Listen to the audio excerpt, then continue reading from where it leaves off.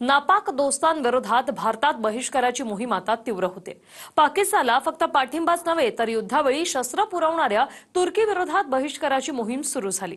शिक्षण, व्यापार आणि पर्यटन क्षेत्रात अनेक संस्था आणि लोक बॉयकॉट तुर्कीची मोहीम राबवतात। पाहूया एक रिपोर्ट।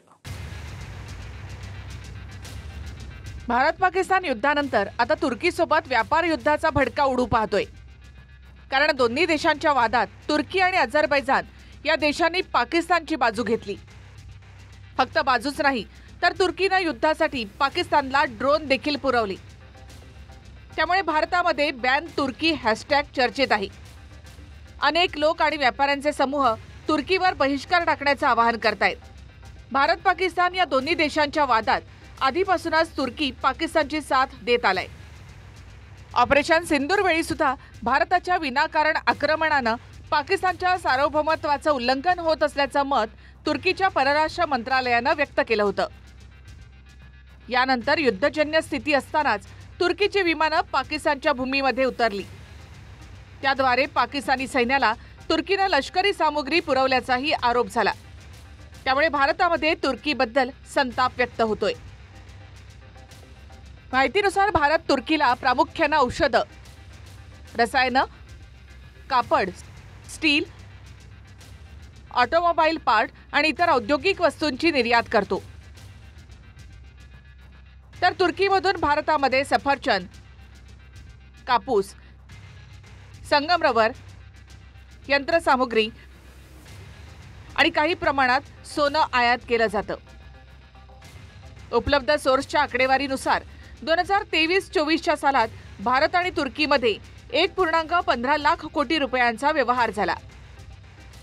2023 वर्षामध्ये भारताने तुर्कीला 55,528 कोटी रुपयांचा सामान निर्यात केलं, तर भारताने तुर्कीहून 23,964 कोटी रुपयांच्या वस्तू मागवल्या व खरेदी केल्या।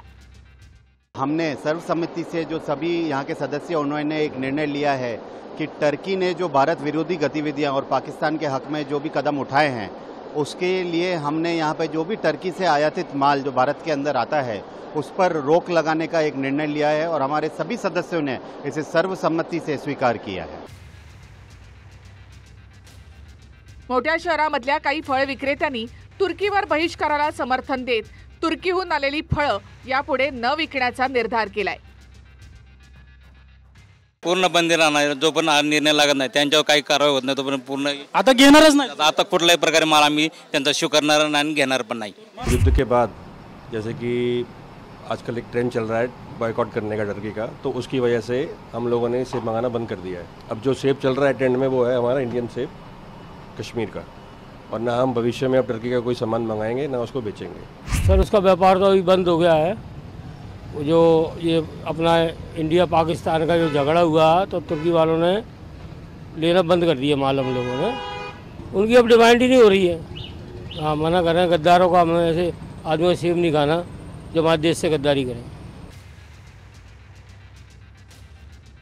भारतामधल्या बहिष्कार मोहिमेमुळे तुर्कीला पर्यटनात मोठा फटका बसण्याची चिन्ह आहेत।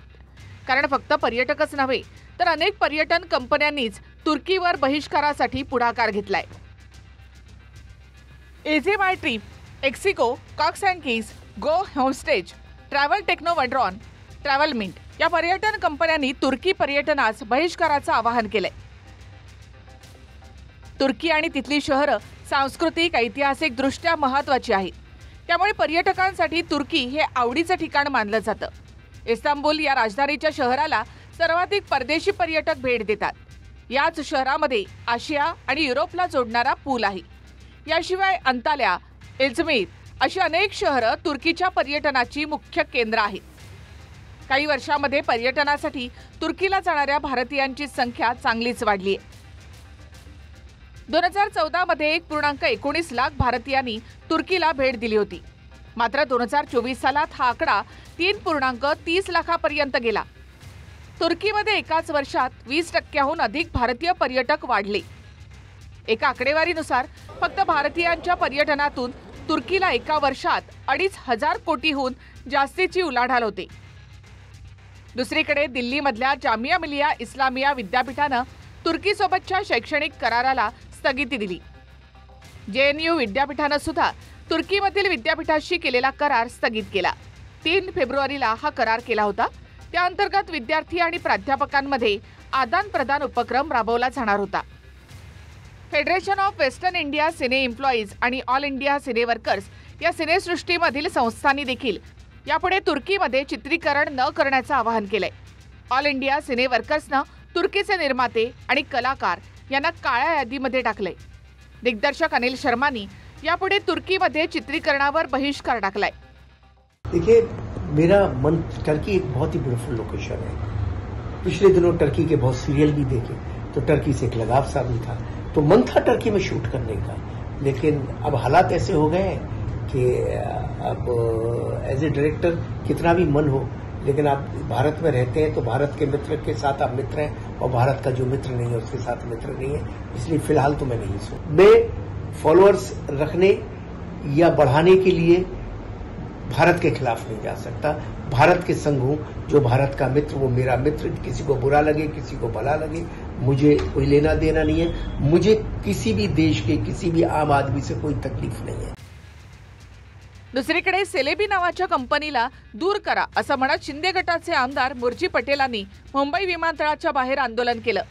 सेलेबी ही कंपनी मुंबई विमानतळावरील जवळपास 70% ग्राउंड ऑपरेशन्स हाताळते।